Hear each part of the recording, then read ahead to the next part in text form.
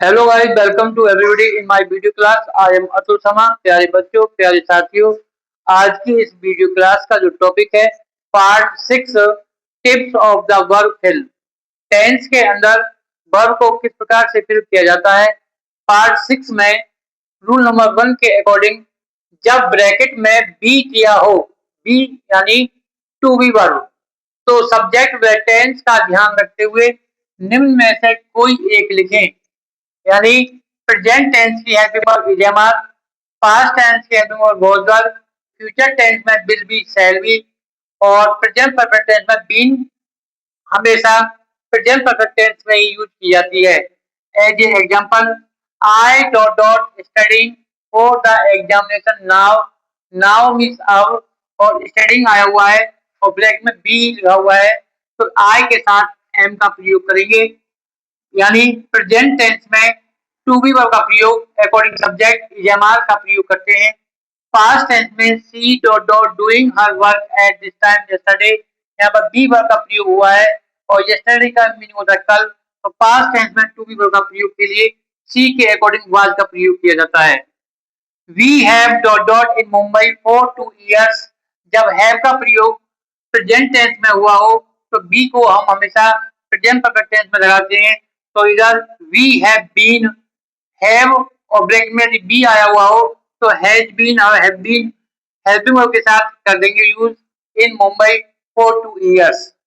प्यारे बच्चों, next rule में जब कोई modal verb can, could, may, might, would, should, must, etc वाक्य में अकेली आए, सिंगल आए, तो हमेशा इन मॉडल वर्ब के साथ वर्ब की फर्स्ट फॉर्म लिखते हैं। As a example, you should dot dot to school in time, यहाँ पर शुड मॉडल वर्ब आया हुआ है और ब्रैकेट में गो, तो हमेशा मॉडल वर्ब के साथ वर्ब की फर्स्ट फॉर्म का ही प्रयोग करते हैं। तो इधर you should go to school in time. Next example, we ought to अपने आप में मॉडल वर्ब है, तो मॉडल वर्ब के साथ भी वर्ब की फर्स्ट फॉर्म ब्रैकेट में हेल्प लिखा हुआ है, तो उसके अकॉर्डिंग हेल्प का हम प्रयोग कर देते हैं। नोट, जब किसी वाक्य में कोई भी ऐसा संकेत न दिया हो जिससे टेंस की स्पष्ट पहचान हो सके, तो उसमें प्रेजेंट टेंस के अनुसार वर्ब भरते हैं।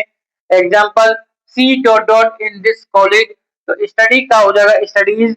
ऐसा ऐसा कोई वाक्य जिसमें कोई ऐसा संकेत ना दिया हो, कोई भी ऐसा संकेत ना हो जिससे टेंस की स्पष्ट कोई पहचान हो सके, तो उस वर्ब को हमेशा प्रेजेंट इंडेफिनिट टेंस में ही भरते हैं।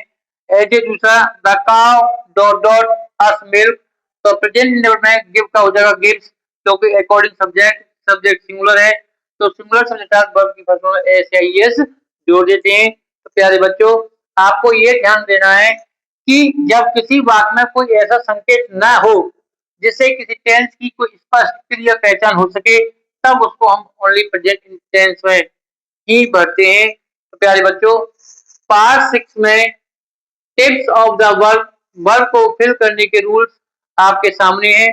सभी बच्चे वीडियो को भी केयरफुली वॉच करें, लिसन करें और एग्जामिनेशन के अकॉर्डिंग जो वर्ब या टेंस से कनेक्टेड वर्ब को फिल करने का टॉपिक है उसको कंटिन्यू वे में पढ़ें, ताकि आप एग्जामिनेशन में वर्ब को अच्छी तरीके से फिल कर सकते हैं। Thank you, have a nice day.